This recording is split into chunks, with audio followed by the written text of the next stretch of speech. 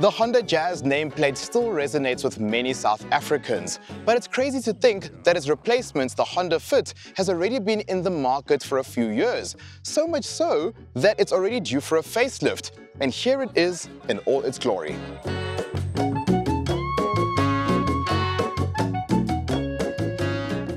So what has changed on the outside? Well, as you can see, the front end has definitely had a nip and tuck. It now features black cladding and it looks more aggressive.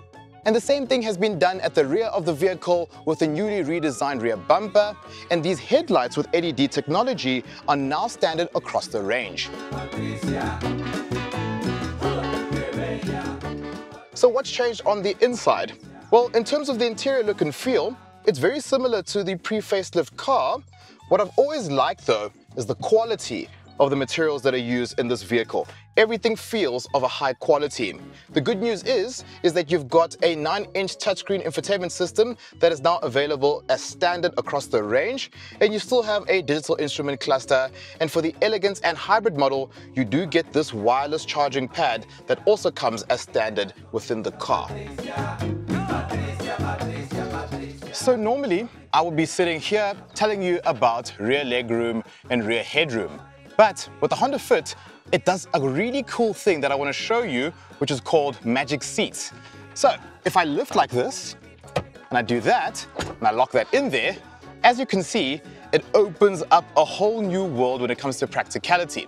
And the good thing is, not only does this seat do it, but that seat does it as well. You could essentially put a bike in here, perhaps a washing machine. So again, that's where the practical nature of this vehicle comes in, because these seats make a huge difference. Another very important element of a car that is known for being practical is boot space. So let's have a look. We have got 298 liters of boot space, which doesn't sound like a lot, but the way it's packaged and the way you can actually access the boot is what makes it very convenient. As you can see, this section is quite low, so I don't have to schlep to put things in, which again makes it very convenient for somebody who wants a car such as this. And as a result, this boot space actually works quite well.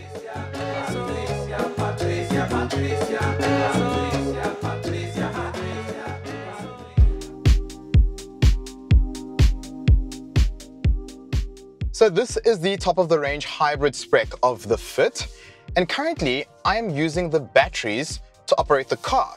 The hybrid spec is the one that I like the most because it uses new age technology to ensure that you're always using the least amount of fuel. Honda claims the vehicle will average an astonishing 3.7 liters per 100 kilometers, which is truly unique in this segment. So power has been changed. The previous vehicle produced 80 kilowatts and 253 newton meters, and this one produces 90 kilowatts and 253 newton meters.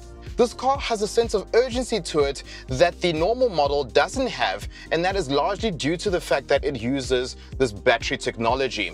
You can see the practical nature of this vehicle even when you're driving it. For instance, you've got these small windows up front that allow me to see so much more, and it really does affect the daily driving experience in a very good way. The biggest drawback for the Honda Fit has been the pricing. As we know, this hybrid spec is not cheap. But for me, this vehicle has a certain USP to it that other vehicles don't have. With this big push of electrification happening around the world, we all know that fully electric vehicles are very expensive. But in the South African context, I feel like hybrids like this make more sense for the consumer because there's less range anxiety, the batteries charge themselves as you're driving, so generally it's an easier pill to swallow as opposed to going full-blown EV. And when you start looking at this Honda Fit hybrid from that perspective, then the pricing becomes more justifiable. But the good thing is, if you are looking for a Honda Fit, you don't have to buy the hybrid spec. As much as I like the hybrid spec, there are other derivatives that fall underneath this car which cost significantly less. There's the age-old saying, don't fix what's not broken. And I feel Honda have followed this philosophy with this car. This update is very welcome from a styling perspective, but as a whole, this is still as nice of a car as what we experienced a few years ago.